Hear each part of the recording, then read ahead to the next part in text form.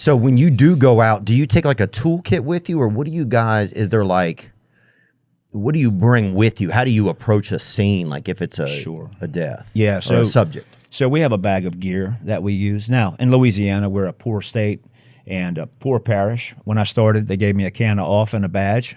Really? They said, "Tell us when they dead." No, I'm teasing. Oh, damn. But basically, we go out. So we have tools that we use on scene. You know, we need a flashlight to see around sometimes.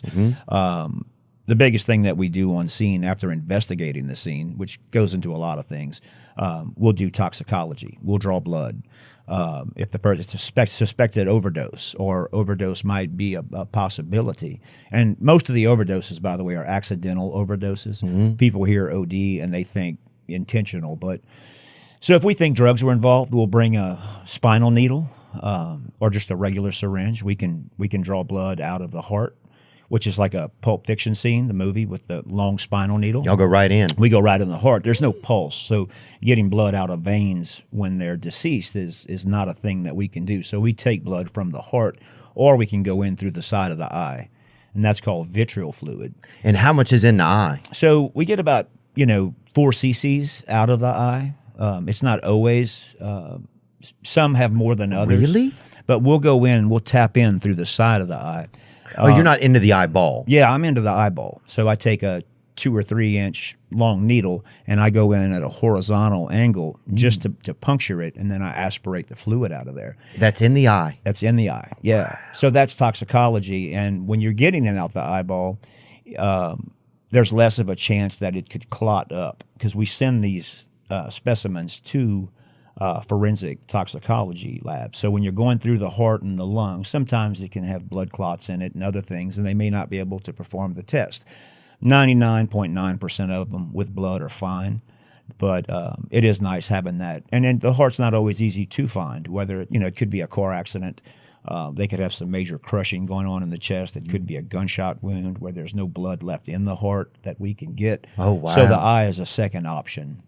And then if that doesn't work, we can actually put a slit in the belly and pull out a piece of liver and send part of their liver off to a lab to be analyzed. So we have a syringe with several different size needles and tools to use if we have to cut into them to grab liver to send off. And so that's all for taking toxicology? That's right. Okay. Right. And what deaths determine toxicology? So you said if it seems like a natural death, you guys can almost do it over the phone. Right.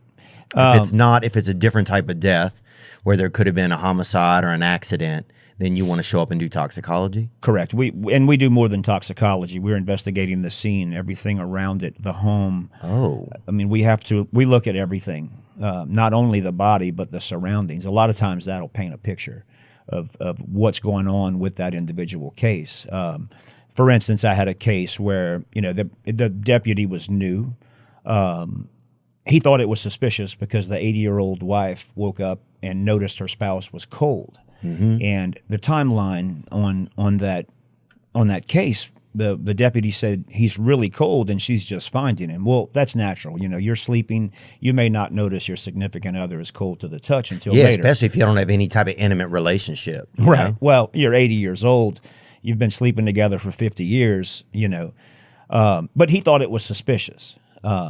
So in that regard, I went out and said, no, she just rolled over and noticed that he was cold. There's no foul play here. This 80-year-old lady didn't whack her husband, after marriage for 50 years. And if she did without showing signs of any trauma, then good for her. Yeah. They've been married for way too long. But no, so some naturals. No, at some point, you got to give her the benefit of the doubt. Yeah. We'll go out when they question something.